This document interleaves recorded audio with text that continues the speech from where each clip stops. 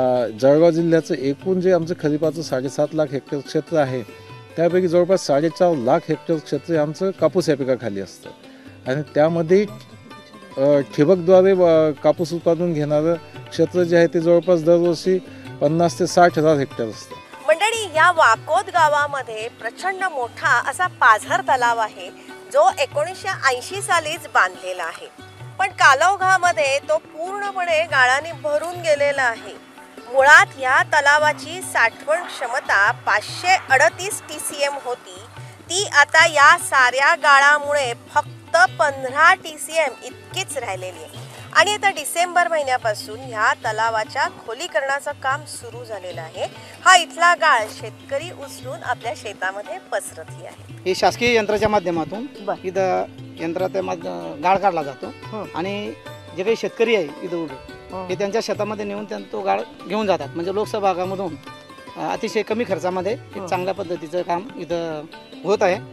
जलयुक्त शिवार अभियानातल्या या तलावाच्या खोलीकरणाच्या कामामुळे हे सारे शेतकरी खूप खुश आहेत। शासनाचा हा जो उपक्रम आहे हा खरे स्तुतीलायक उपक्रम असा आहे। शासन एकतर्फे कमी खर्चात स्वतः शासनाचे एकच उपक्रम, बाबांनो आम्ही JCBने जे बी काही आहे त्याने तुम्ही गाळ आम्ही भरून देतो, फक्त तुमचं ट्रॅक्टर आणा आणि तुम्ही वाहून न्या। आज जर खताचं जर कधी साधं शेतामध्ये एक ट्रॉली जर खत टाकायचा विचार केला शेणखत, त्या खताला कमीत कमी 1,500 रुपये एका ट्रॉलीला खर्च येतोय। 3,000 रुपयापर्यंत 1,500 2,000 लगभग एका ट्रॉलीला खर्च येतो आणि जे खताचंही काम लगभग या गाळानं होऊन जातं, काळा गाळा असल्या कारणास्तव। आणि याला फक्त काही नाही, जेमतेम मोठ्या मुश्किलने 150 रुपयापर्यंत खर्च येतो आमच्या शेतात। फक्त 150 रुपयापर्यंत काय भरायचा तर खर्च नाहीच आहे। शासनाचा उपक्रम असल्या मी म्हणतो जर असा जागोजागी हजार उपक्रम प्रत्येक जिथे गाळ आहे जर शेतकऱ्यांसाठी राबवला गेला तर खरोखर शेतकऱ्यासाठी एक प्रेरणादायक आणि एक आनंददायक कार्य होऊ शकतं शासनाचं। अजून या वाकोदमध्ये पूर्वीही काही बंधारे बांधण्यात आलेले आहेत आणि त्याच अनुषंगाने या बंधाऱ्यांची दुरुस्ती करण्यात येत आहे, तसंच नाल्यांचं खोलीकरणही करण्यात येत आहे। त्यामुळे इथली साठवण क्षमता नक्कीच वाढणार आहे। जामनेर तालुक्यामध्ये एकूण 156 गावं आहेत, त्यापैकी 14-15 मध्ये एकूण 58 गावांची निवड झाली प्रथम टप्प्यात। त्यात या वाकोद गावाचा समावेश आहे। तालुक्यामध्ये अशा प्रकारची नाला खोलीकरण कामं हे 213 जलयुक्त शिवार अभियानाच्या 58 गावामध्ये पूर्ण करण्यात आली। त्याच्या व्यतिरिक्त आमचा तालुका जो आहे हा अवर्षण प्रवण असून दरवर्षी 50 पैसेपेक्षा कमी आणेवारी आणि पाण्याची टंचाई असणारा असल्यामुळे याच्यामध्ये वाघूर गाळ नियंत्रण कार्यक्रम या तालुक्यामध्ये आहे।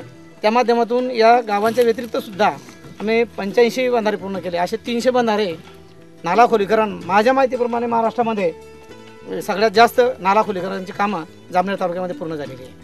मंडळी, ही जलयुक्त शिवार अभियानामधली ही जी कामं आहेत ना, ही कामं करण्यासाठी पूर्वी शेतकरी आपले जमीन द्यायला अजिबात तयार नव्हते, पण 2014-15 सालामध्ये जी कामं झाली या जलयुक्त शिवार अभियानाअंतर्गत त्या कामांमुळे जो काय पाऊस पडला तो इथे साठला, त्यामुळे या साऱ्या शेतकऱ्यांना पाणी मिळालं। हे सगळं ह्या शेतकऱ्यांनी इतर शेतकऱ्यांनी बघितलं आणि मग आता मात्र वाकोद गावामध्ये आपापल्या शेतापाशी नाला घ्या किंवा खोलीकरणाची कामं करा यासाठीची मागणी खूप मोठ्या प्रमाणामध्ये वाढायला लागलेली आहे। वाकोद गावाचा सरपंच असल्यामुळे नाला खोलीकरणाच्या कृषी विभागाबरोबर आमच्याकडे जो प्रोग्राम आला, साधारण कृषी सहाय्यक आमच्याकडे आले की आपल्याला अशा संबंधित नाला खोलीकरण करायचं आहे। संबंधित आम्ही नाला खोलीकरणासाठी शेतकऱ्याच्या बांधावर आलो तर शेतकरी बांधावर माती टाकायला नकार देत होते।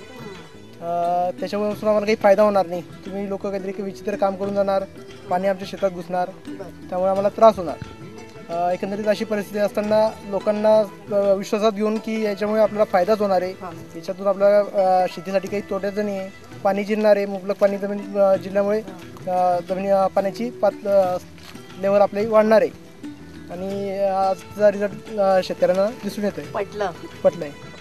मंडळी, मध्यंतरी अवकाळी पाऊस किंवा गारपीट झाली तशी ह्याही भागामध्ये झाली, पण ह्या अवकाळी पावसाचा आम्हाला फायदाच झाला असं ह्या इथल्या शेतकऱ्यांनी आम्हाला सांगितलं। कारण जलयुक्तमुळे जी इथे कामं उभी राहिलेली आहेत या सगळ्या नाल्या खड्ड्यांमध्ये हे अवकाळी पावसाचं पाणी साठलं आणि या साठलेल्या पाण्यामुळे पुढचा जो पाऊस येईल जुलैपर्यंत म्हणा किंवा 2-3 महिने आमच्या साऱ्यांच्या पाण्याचा प्रश्न सुटलेला आहे असं या साऱ्यांनी सांगितलं. आज इथे आपण हे जे नाला खोलीकरणाचं काम बघतोय ना, ह्या कामामुळे ह्याच्या सभोवतालच्या 25 विहिरींना पाणी आलेलं आहे. 25 विहिरींना पाणी आहे, कारण अगोदर पाणी कमी होतं, पण या नाला खुलीकरण झाल्यामुळे सुरुवातीला जे अवकाळी पाऊस झाला त्या पावसामुळे त्यांच्यावर इफेक्ट झाला, त्याच वेळेस विहिरी भरल्या होत्या. म्हणजे शेतकरी सुखी तर जग सुखी असं इथल्या शेतकऱ्यांचं म्हणणं आहे. शेतकरी सुखी राहील तर सर्व सुखी आहे, कारण बेसिक जे शेतकरी आम्ही मुख्य आहे. मंडळी, आपल्या या जलयुक्त शिवार अभियानाची थोरवी सांगावी तितकी थोडी आहे. जळगाव जिल्ह्यामध्ये मागच्या वर्षी जर आपण पाऊसची टक्केवारी बघितली तर फक्त 61% पाऊस झाला. और जळगाव डेडिकेटेड रेनफेड एरिया आहे और इथे पाऊस नाही झाला, त्यामुळे आम्हाला मोठे अडचण आलेली आहे. गिरणामध्ये पाण्याची पातळी आता 3% वर आलेली आहे. और जो सर्व मोठे धरण आहे, लेकिन आमच्या इथे वाघूर धरण, हतनूर धरणमध्ये पाणी आहे, त्यासाठी अडचण नाही आहे. और आम्ही प्रत्येक तालुका वाईज, गाव वाईज नियोजन केलेलं आहे और जास्त अडचण येणार नाही. लेकिन सर्वांना माहीत आहे यावर्षी टंचाई आहे, लेकिन आम्ही एक गाव वाईज नियोजन करून आराखडा राबवणं सुरू केलेला आहे टंचाईच्या. जिथे विंधन विहीर गरज आहे त्यांना विंधन विहीर, विहीर खोलीकरण, विहीर पुनर्भरण, त्याच्यानंतर आता आम्ही ते सर्व प्रकारचे TPWS सर्व मंजूर सुरू केलेलं आहे.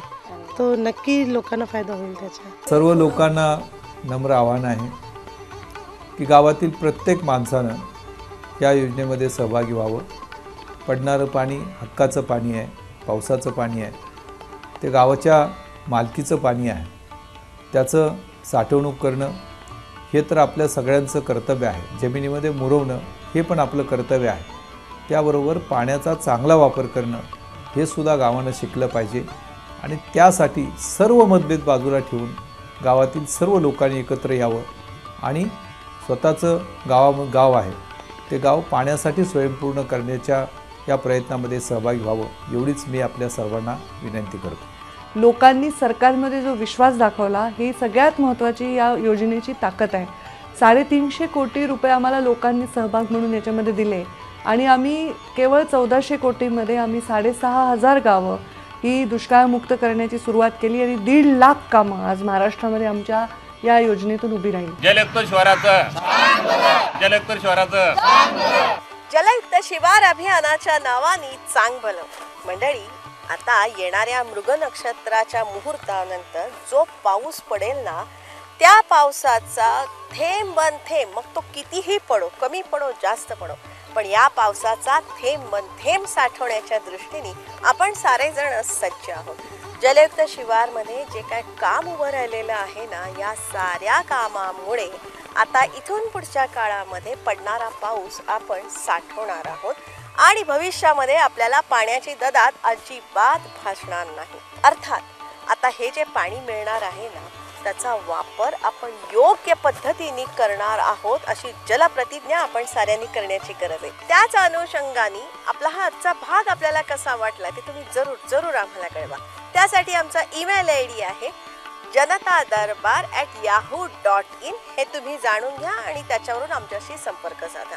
त्याचबरोबर मंडळी, आपली वेबसाईट आहे, वेबसाईटचा ॲड्रेस आहे www.janatadarbar.org. हे जाणून घ्या आणि आमच्या वेबसाईटला तुम्ही भेट द्या. मंडळी, तुम्हाला सगळ्यांना माहिती झालेलं आहे की फेसबुकवरती जनता दरबारचं एक स्वतंत्र पेज आहे.